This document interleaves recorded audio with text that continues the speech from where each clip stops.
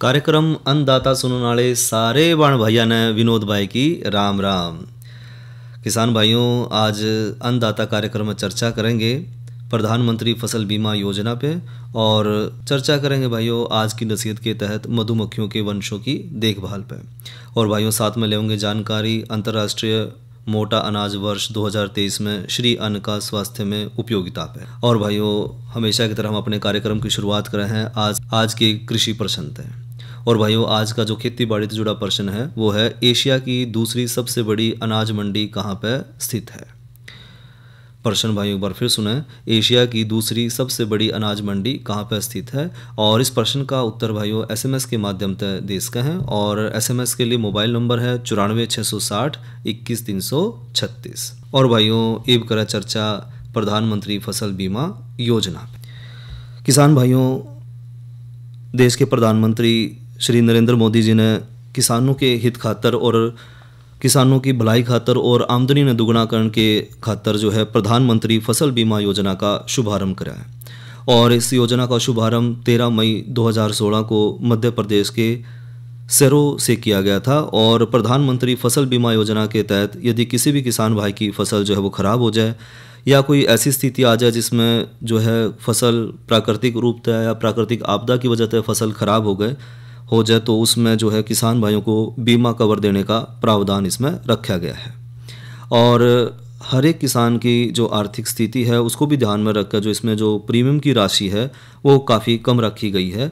और केंद्र सरकार द्वारा भाइयों इस योजना की शुरुआत से लेकर अब तक लगभग 36 करोड़ किसान भाइयों को बीमा कवर प्रदान करा जा चुका है। और भाइयों इसके अलावा जो प्रधानमंत्री फसल बीमा योजना है इसके द्वारा किसानों को लगभग 2 लाख करोड़ रुपए की जो बीमा क्लेम राशि है वो अब तक प्रदान करी जा चुकी है। और इस योजना का जो लक्ष्य है वो ज़्यादा से ज़्यादा किसान भाइयों को लाभ पहुंचाना है ताकि किसी भी तरह की कोई प्राकृतिक आपदा आ जाए या किसी और वजह से जो है फसल नुकसान हो जाए तो उस नुकसान की भरपाई जो है करी जा सके। और जो भारत सरकार है वो किसानों को जो फसल बीमा पॉलिसी है वो देने खातर घर घर जो है मित्रा अभियान भी शुरुआत करने जा रही है ताकि जो किसान भाई है उसको किसी तरह की कोई परेशानी का सामना ना करना पड़े और ज़्यादा से ज़्यादा किसान भाई जो हैं इस योजना का लाभ ले सकें। और ख़ास तौर पर जिस तरह पीछे जो बारिश एकदम से ज़्यादा बारिश हुई और कई राज्यों में जो है ख़ास तौर पर जो हरियाणा है, पंजाब है, उत्तराखंड है या हिमाचल प्रदेश है उसमें बहुत ज़्यादा नुकसान हुआ है किसान भाइयों की फसलों का। तो इस तरह की जो कोई भी प्राकृतिक आपदा आ जाए जिसमें जल भराव हो जाए या बाढ़ जो है आ जाए तो इस स्थिति में जो फसल ख़राब हो जाए तो किसान भाइयों खातर प्रधानमंत्री फसल बीमा योजना एक बहुत ही बढ़िया और अच्छी जो है एक उन खातर ऑप्शन है। और प्रधानमंत्री फसल बीमा योजना के तहत जो है किसान भाइयों को फसल के साथ साथ जो उनका व्यक्तिगत जो नुकसान हुआ है उसकी भी भरपाई करी जा सका है। और प्राकृतिक आपदा के चलते किसान भाई की जो फसल बर्बाद हुई है उसमें भी जो है बीमा कंपनी द्वारा भरपाई पूरी करी जावे है। इस दौर में भाइयों जलवायु संकट में जो है किसान भाइयों की जो फसल है उसका बीमा करा लेना बहुत ज़रूरी है। इसलिए इस चीज़ का ध्यान रखें कि जो है फसल बीमा योजना जो है उसका किसान भाई ज़रूर लाभ लेवें। और इसका जो आवेदन करने की जो प्रक्रिया है वो किसान भाई ऑनलाइन भी कर सके हैं और ऑफलाइन भी कर सके हैं। और इसमें जो अधिकतम जो क्लेम राशि है वो 2 लाख रुपए तक किसान भाइयों ने मिला है। प्रधानमंत्री जो फसल बीमा योजना है इसको शुरू करने का मुख्य उद्देश्य यही था कि भाई जो किसान भाई हैं उनका प्राकृतिक आपदा से जो फसल का नुकसान हुआ है वो नुकसान जो है वो पूरा करा जा सके ताकि किसान भाई जो है नई और आधुनिक जो खेती की प्रणाली है उन्हें अपना सकें और उनको आगे जो है प्रोत्साहन भी मिले। साथ ही किसान भाइयों की जो आय है उसने स्थिर रखने खातर या जो आय है उसमें बढ़ोतरी करने खातर और उनकी खेती जो है उसने सुनिश्चित करने खातर भी जो है फसल बीमा योजना की शुरुआत करी गई। इस योजना के तहत भाइयों सरकार द्वारा किसानों को फसलों के नुकसान पर अलग अलग धनराशि जो है प्रदान करी जावे है और देश के किसान भाई जो है इस योजना के तहत आवेदन करके लाभ ले सके हैं। लेकिन भैया ने एक बात का ध्यान जरूर रखना है कि प्रधानमंत्री फसल बीमा योजना के तहत अगर प्राकृतिक आपदा तो फसल नुकसान होने पर किसान भाई की जिम्मेदारी यह बना है कि वो जो खेती बाड़ी का विभाग है, इनकी कृषि विभाग है, उसमें 72 घंटे के अंदर अंदर अपनी फसल जो खराब हुई है उसकी जानकारी जरूर दे दें। इसके अलावा किसान भाई जो है एक लिखित शिकायत में जो है जिला प्रशासन या जो एग्रीकल्चर डिपार्टमेंट है उसमें अपनी एक लिखित शिकायत जरूर देवे कि उसकी फसल का नुकसान जो है वो कितना हुआ है, यानी कि अपनी फसल का पूरा ब्यौरा उसमें लिख कर देना है। जिस तरह जो है कृषि विभाग को शिकायत मिलेगी तो जिला प्रशासन जो है या जो एग्रीकल्चर डिपार्टमेंट है वो कार्रवाई में लग जाएगा और इसकी सूचना जो है तुरंत बीमा कंपनी को भी दे दी जाएगी। और इस प्रक्रिया को भी जो है सभी कंपनी जो है बीमा कंपनी वो ऑनलाइन प्रोसेस के माध्यम से ज़्यादा कर रही हैं ताकि किसान भाई को जो बीमा कवर है वो जल्दी से जल्दी मिल जाए या उसकी जो कार्रवाई है वो जल्द से जल्द शुरू हो जाए। प्रधानमंत्री फसल बीमा योजना के तहत जो प्राकृतिक आपदा है उसके कारण फसलों का जो नुकसान हुआ है उस नुकसान को पूरा करना और उस बीमा कवर की राशि को प्रदान करना ही इस फसल बीमा योजना का मुख्य उद्देश्य है। और इस योजना के अंतर्गत किसान भाइयों को रबी की फसल के लिए लगभग 1.5% और खरीफ की फसल के लिए 2% और जो वाणिज्यिक और बागवानी की जो फसल है उसके लिए जो है 5% प्रीमियम लिया जावा है। और किसान भाइयों द्वारा स्वयं से जो अगर फसल बीमा करवाने पर बहुत कम प्रीमियम जो है किसान भाई तो लिया जावा है और अधिकतम जो है सरकार द्वारा ही प्रीमियम भरा जावा है ताकि कोई भी किसान भाई है वो बीमा कवर प्राप्त करने के लिए उससे वंचित ना रह जाए और दूसरे जो है आपदा में नुकसान की जो भरपाई है वो भी आसानी से हो सके। और फसल कटाई के बाद यदि 14 दिन तक फसल खेत में पड़ी है तो उस दौरान भी अगर कोई आपदा आ जाए तो उसी स्थिति में भी किसान भाई जो है राशि का वो दावा कर सके है।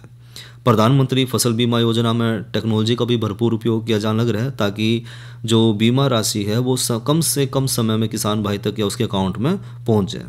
और एग्रीकल्चर इंडिया इंश्योरेंस कंपनी द्वारा जो है प्रधानमंत्री फसल बीमा योजना को नियंत्रित किया जावा है और इस योजना के द्वारा अब तक लगभग 36 करोड़ किसान भाई जो है इसका लाभ ले चुके हैं।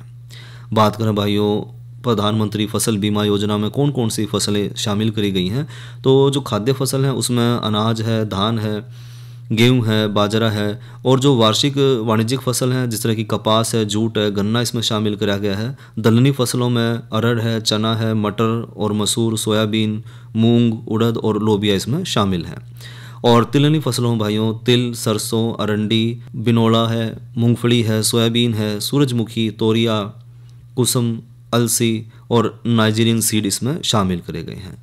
और बागवानी फसलों भाइयों केला है, अंगूर है, आलू है, प्याज है, कसावा है, इलायची है, अदरक है, हल्दी है, सेब है, आम है, संतरा, अमरूद, लीची, पपीता, अनानास, चिक्कू, टमाटर और मटर गोभी इसमें शामिल करे गए हैं।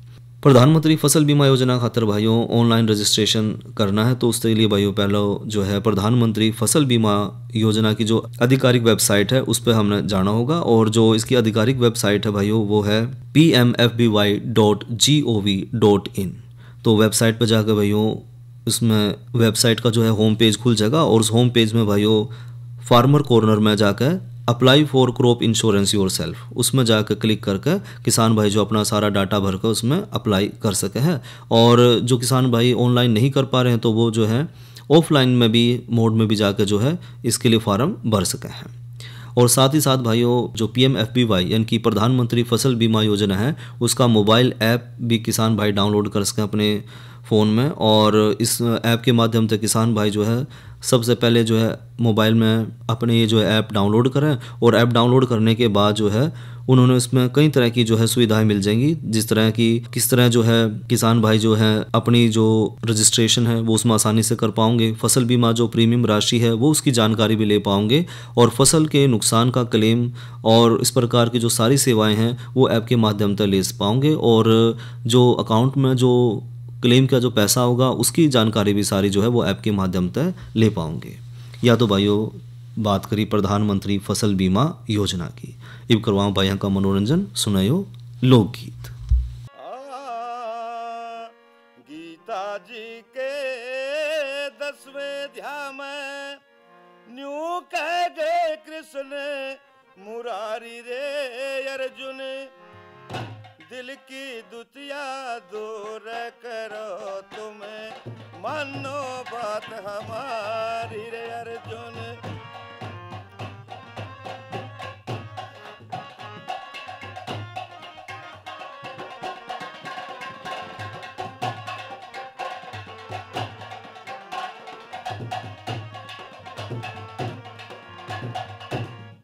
गुण निर्गुण में जड़ चेतन में अमर आत्मा में हूँ रे अर्जुन।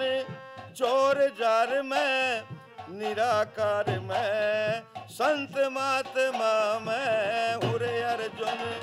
पालन पोषण इस सृष्टि का जो करे खात्मा मैं हूँ रे अर्जुन। आध्यात्म भौतिक आदि दैविक और धर्मात्मा में रे अर्जुन। श्याम देव में इंद्र देव में श्याम देव में इंद्र देव में हो रुद्रो में त्रिपुरारी रे अर्जुन। दिल की दुतिया दूर करो तुम मानो बात हमारी रे अर्जुन।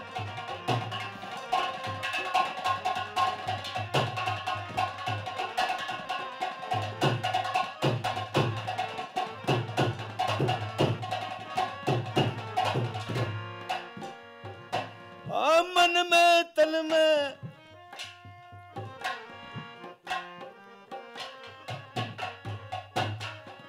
मन में तन में धन कुबेर मेरू पर्वत में हूँ रे अर्जुन।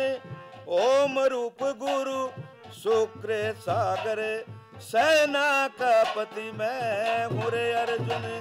सब यज्ञों में मंत्र रूप और वन में मैं यश वस्त्र रे अर्जुन। चित्र रथ गंधर्व कपिल मुनि गज ऐरावत मैं हूँ रे अर्जुन। सर्वासु की अनंत नाग गो प्यारी रे अर्जुन। दिल की दुतिया दूर करो तुम मानो बात हमारी रे अर्जुन।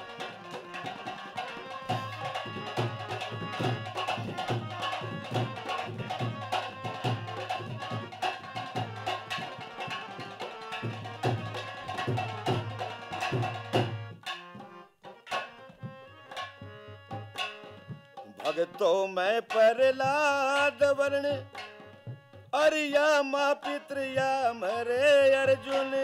सब नदियों में गंगा में हूँ श्री गरुड़ मस्ताद रे अर्जुन। मंगसर मास बसंत ऋतु में जुआ जुए बाज रे अर्जुन। झगड़ा शांति जीत हार में धन बन और पाज रे अर्जुन। हिंदू मुस्लिम सिख ईसाई भले बुरा नर नारी रे अर्जुन। दिल की दुतिया दूर करो तुम मानो बात हमारी रे अर्जुन।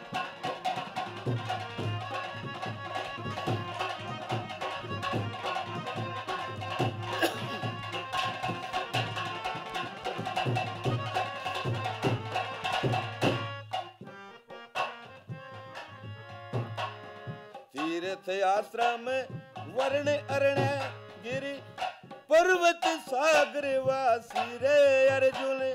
पूरी भारती सरस्वती दस नाम सन्यासी मैं हूँ रे अर्जुन।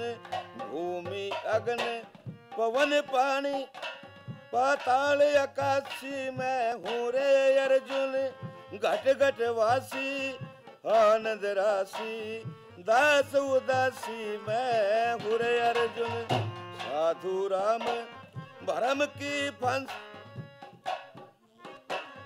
साधु राम भरम की फांसी आपस रे दुनिया सारी रे अर्जुन। दिल की दुतिया दूर करो तुम मानो बात हमारी रे अर्जुन।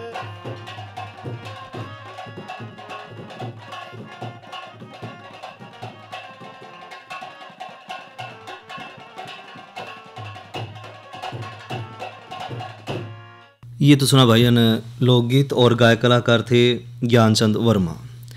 और भाइयों ये बात करें मौसम की तो आज का अधिकतम तापमान रहा 32 डिग्री सेंटीग्रेड और न्यूनतम तापमान रहा 26 डिग्री सेंटीग्रेड। और आने वाले कल का अधिकतम तापमान रहने की संभावना है 33 डिग्री सेंटीग्रेड और न्यूनतम तापमान रहने की संभावना है 25 डिग्री सेंटीग्रेड। और साथ ही भाइयों कल जो है बारिश की संभावना भी बनी रहेगी। और एक बात करें भाइयों कल के कृषि कार्यक्रम की तो कल किसान वाणी कार्यक्रम में चर्चा करेंगे भाइयों किसानों के लिए विभिन्न राष्ट्रीय योजनाएं और नई फसल नई उमंग के तहत चर्चा करेंगे गेंदे के फूलों की बिजाई। और जानकारी लेंगे भाइयों प्राकृतिक खेती में प्राकृतिक विधि तय नर्सरी और पौधारोपण में क्या क्या सावधानी हमने बरतनी है। और भाइयों एक करें चर्चा आज की नसीहत के तहत मधुमक्खी वंशों की देखभाल पर। किसान भाइयों अपने हरियाणा प्रदेश में मौसम जो है खासकर गर्मी के मौसम में जो है बड़ा प्रतिकूल हो जाए है मधुमक्खियाँ खातर, क्योंकि तापमान जो है 46 से 47 डिग्री तक पहुंच जाए है और जो मकरंद है और पराग है उसकी ज़्यादा कमी हो जाए। और इस कमी के कारण भाइयों जो रानी मक्खी है वो भी अंडे देने कम कर दे है और कॉलोनी में भोजन की कमी शुरू हो जाए। और इस मौसम में मधुमक्खी पालकों ने भाइयों ने जो है कॉलोनियों को सुरक्षित रखना बहुत ज़रूरी है। और जो कॉलोनी हो न सुरक्षित रखने खातर एक तो कॉलोनियों ने भाइयों घने छायादार स्थान पर रखें। साथ ही भाइयों जो कॉलोनी है इनकी जो बक्से हैं उन साफ़ पानी में उनके पास जो साफ़ पानी का प्रबंध करके रखें। साथ ही भाइयों जो शिशु कक्ष है उसमें हवा के आन जान का जो व्यवस्था है वो बढ़िया करके रखें। साथ ही भोजन की जो कमी है उसमें कृत्रिम भोजन का जो है उचित प्रबंध करके रखें। साथ ही शहद निकालने के समय भाइयों वंश की ज़रूरत के अनुसार शहद कॉलोनी में ही थोड़ा सा शहद ज़रूर छोड़ दें। साथ ही भाइयों गर्मी ज़्यादा पड़े या जो गर्मी से हमने बचाव करना है तो बक्सों में भीगी हुई जो बोरी हैं उन तो उन्हें ढक कर रखें ताकि लू का असर कम से कम पड़े। और कमज़ोर वंश हैं उनको आपस में या फिर जो मजबूत वंश है उनके साथ ज़रूर मिला दें। और भाइयों खाली जो छत्ते हैं छत्तों के जो बॉक्स हैं उनमें बॉक्स से बाहर निकाल कर छत्ते हैं ना उसमें गंधक और जो धुआं है या जो सल्फास है उसका दोमन जरूर करें। और साथ ही भाइयों जो शत्रु कीट है जैसे मोमी पतंगा है अष्टपदी है चींटियां हैं और जो बीमारी हैं उन तय मधुमक्खियां ने बचा कर रखा है। और भाइयों मधुमक्खी वंशों की जो प्रगति है उसने जान खातर आमतौर पर इनका 15 से 20 दिन के अंतराल पर निरीक्षण जरूर करें। और साथ ही भाइयों जब गर्मी ज़्यादा पड़े खासकर जो अप्रैल मई और जून का महीना है तो उसमें मधुमक्खी के बक्सों को सुबह 6 से लेकर 9 बजे तक और शाम में भाइयों 5 से लेकर 8 बजे तक उसका निरीक्षण जरूर करें। इसी तरह भाइयों बारिश का जो मौसम है इस मौसम में हमने किस तरह मधुमक्खियों की देखभाल करनी है तो बारिश की जो ऋतु है उसमें तेज़ बौछार और आंधी में जो है बक्सों का बचाव जरूर करें। ख़ासतौर पर बरसात के मौसम में बक्सों के अंदर जो हवा है उसका आवागमन जरूर सुनिश्चित करें कि उसमें से हवा पास होती रहे। और साथ ही भाइयों बरसात और तेज़ हवाएं जब चल रही हों तो बक्सों का निरीक्षण ना करें और उस समय के अंतराल पर भाइयों बक्सों की सफाई जरूर करते रहें। ख़ासतौर पर सितंबर और अक्टूबर के महीने में तो सरसों जाति की जो फसल है उसमें फूल खिलने शुरू हो जाए और पहले जो मधुमक्खी वंशों के जो कृत्रिम भोजन हैं उन्हें देकर उनका मनोबल जरूर बढ़ावें ताकि जो रानी मधुमक्खी है वो ज़्यादा से ज़्यादा अंडे दे सके। और साथ ही भाइयों कुछ वंशों को नई रानी देकर भी जो हम शक्तिशाली बना सके हैं। इससे ये जो वंश है वो जल्दी तक नरों का पालन करना शुरू करते हैं और जो नरों का जो वंश है उसका विभाजन जो है समय तक पहले ही किया जा सका है। और जो सर्दी का मौसम है उस समय भाइयों मधुमक्खियों के लिए जो बच्चे हैं पैदा करने और जो शहद इकट्ठा करने के लिए सबसे बढ़िया समय माना जाता है, क्योंकि इस समय भाइयों राया और जो सरसों की फसल है उसमें फूल निकलने शुरू हो जाए हैं और शहद वाले जो फ्रेम हैं उनको सुपर में ले जाएं और उनमें जो है शहद निकालना शुरू कर दें। और उसमें भाइयों मधुमक्खी के जो बक्से हैं उनमें नए छत्ते जो है आने शुरू हो जाएं तो फरवरी में जो नई रानी कोशिकाएं हैं वो भी बढ़नी शुरू हो जाएं। इस समय भाइयों अच्छी जो संख्या वाले जो मधुमक्खी बक्से हैं उनका विभाजन जरूर करें। और भाइयों सर्दियों में जब तापमान 14 डिग्री सेंटीग्रेड तक भी नीचे चला जाए तो ऐसे में भाइयों मधुमक्खियों के जो झुंड है उनमें बनाकर वो बैठ जाए और जिस तरह जो है अंदर का जो तापमान है वो मधुमक्खियों के अनुकूल हो जाए। इसलिए जो है ये रखना चाहिए कि जो है झुंड में जरूर रहें अगर तापमान बहुत कम हो जाए तो। साथ ही भाइयों शक्तिशाली और रोग रहित वंश जो है हमने जरूर में चुनने हैं। कमज़ोर वंश जो है वो सर्दी की ऋतु के समाप्त होते होते समाप्त हो जाए, इसलिए पहले ही भाइयों निरीक्षण कर लें कि जो वंश हैं उनको आपस में मिला दें ताकि जो वंश में जो रोगों फैलाने वाली जो मधुमक्खी हैं वो ख़त्म होती चली जाए और वंश जो है वो कमज़ोर होने शुरू हो जाएं। इसलिए जो मधुमक्खी हैं उनको हमने बीमार होने से बचाना है और जो रोग रहित वंश है उनको सर्दी झेलने योग्य हमने बनाना है। साथ ही भाइयों जो युवा रानी मक्खी है मधुमक्खी हैं, युवा रानी जो मधुमक्खी है उनके अंडे देने की क्षमता उनमें ज़्यादा है, इसलिए अधिक उम्र की जो रानी है उनमें अंडे देने की क्षमता कम हो जाए तो ऐसे में वंशों को जो है शरद ऋतु में झेलना जो ज़्यादातर मुश्किल हो जाए। और बसंत ऋतु के समय भाइयों लूट मार की जो आशंका है वो सबसे ज़्यादा रवा है, इसलिए बक्सों में अधिक देर तक खुला न रखें। लूट मार को रोकने खातिर भाइयों प्रवेश द्वार पर कम जगह रखें ताकि जो अन्य जो दूसरे छेद हैं या जो सुराख हैं उन्हें भी हम बंद कर दें। और हमने जो रास्ता है खुला रखना है वो कम से कम रखना है। और शिशु पालन का जो काम है इस ऋतु में भी हमने जारी रखना है।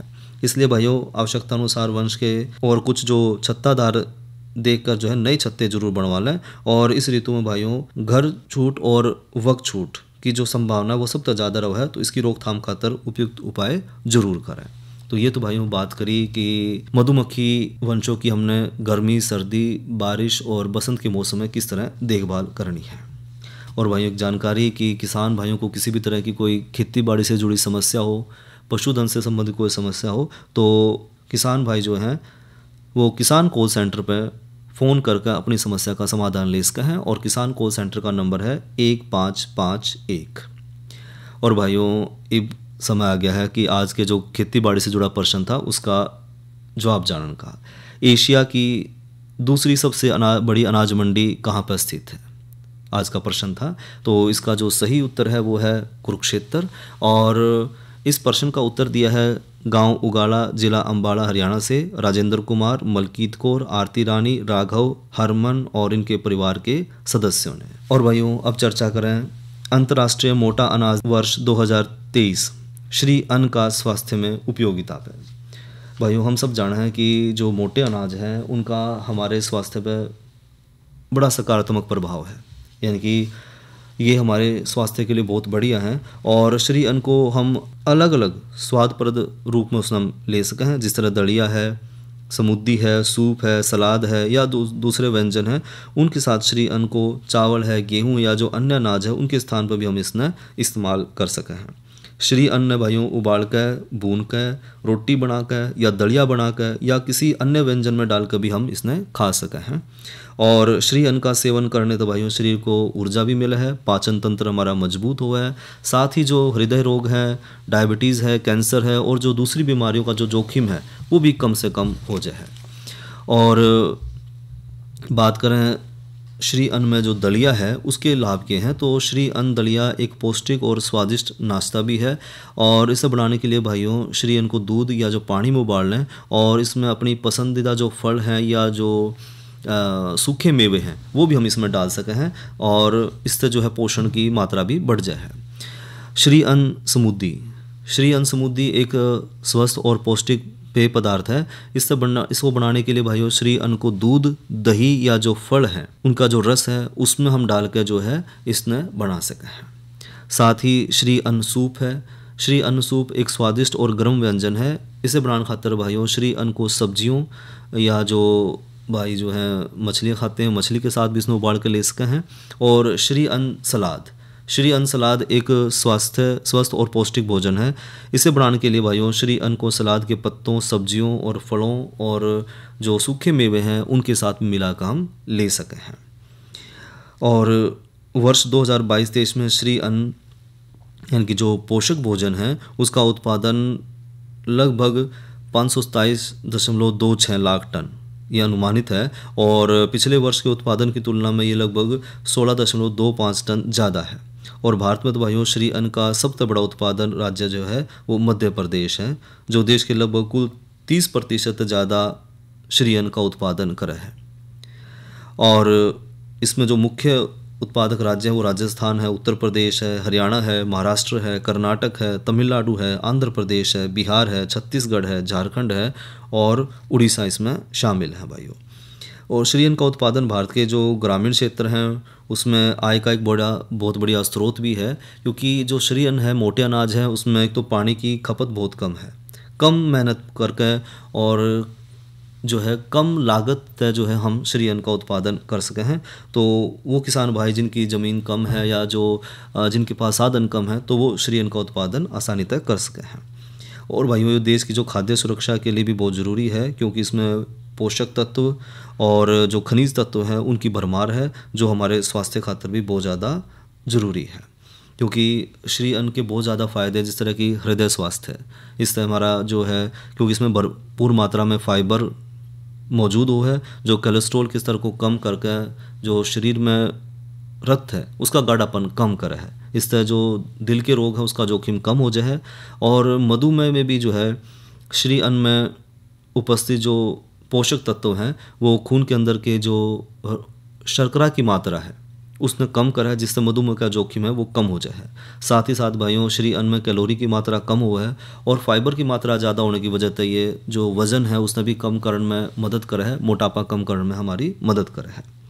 साथ ही भाइयों, जो श्री अन्न है इसमें एंटीऑक्सीडेंट की मात्रा भरपूर है और कैंसर कोशिकाओं को उसकी जो बढ़ोतरी है उसने रोका है। साथ ही साथ जो कैंसर का जो जोखिम है वो कम से कम करता है। साथ ही इसमें भाइयों फाइबर की भरपूर मात्रा होने के कारण हमारे पाचन में बेहतर बनाव है और कब्ज़ की जो समस्या है उसमें भी छुटकारा मिला है।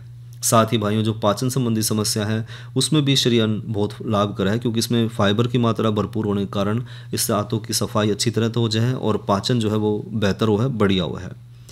और एनीमिया की जो समस्या है, यानी कि जो खून की कमी है, वो भी पूरी करे है श्री अन्न, क्योंकि श्री अन्न में भाइयों आयरन की मात्रा भरपूर है जो एनीमिया की रोकथाम में मदद करे है। इसी तरह भाइयों, ऑस्टियोपोरोसिस, जिन लोगों में कैल्शियम की कमी हो जाए तो हड्डियां कमज़ोर हो जाए, तो हड्डियों की मजबूती खातिर भी भाइयों जो है श्री अन्न बहुत ही एक भरपूर साधन है, क्योंकि इसमें कैल्शियम और मैग्नीशियम की मात्रा भरपूर है जो हड्डियों को मजबूत बनावा है, जिससे ऑस्टियोपोरोसिस को रोकथाम में मदद मिला है। साथ ही भाइयों, जिनको अस्थमा की समस्या है, ऐसे लोगों को भी जो है अगर श्री अन्न मिल जाए खाने को तो इसमें एंटीऑक्सीडेंट की मात्रा ज़्यादा है और एंटीऑक्सीडेंट की मात्रा ज़्यादा होने के कारण जो है अस्थमा के जो बीमारी है उसमें भी रोकथाम में इसमें मदद मिला है। तो ये तो भाइयों ली जानकारी श्री अन्न की हमारे स्वास्थ्य में क्या उपयोगिता है। तो जो श्री अन्न है, यानी कि जो मोटे अनाज हैं, उन हम अपने भोजन में शामिल करें तो कई तरह की जो समस्याएं हैं, बीमारियां हैं, उन हम छुटकारा पा सके हैं।